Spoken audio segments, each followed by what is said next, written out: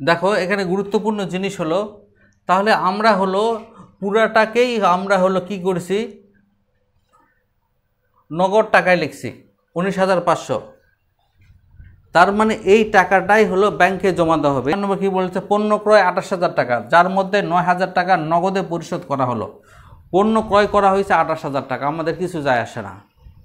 আমরা এখানে কী নিয়ে কথা বলতেছি, নগদ নিয়ে কথা বলছে। নগদ কত, যার মধ্যে 9,000 টাকা নগদে পরিশোধ করা হয়েছে, শুধু এই 9,000 টাকা আসবে, আর কিচ্ছু আসবে না।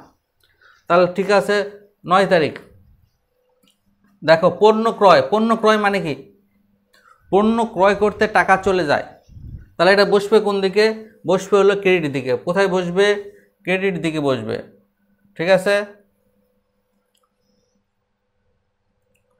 তাহলে পণ্য ক্রয় 9 তারিখ, 9 তারিখ পণ্য ক্রয়, ক্রয় হিসাব, ক্রয় হিসাব, নগদে পরিশোধ, নগদ টাকা চলে গেল কত, 9,000, বুঝে আসছে।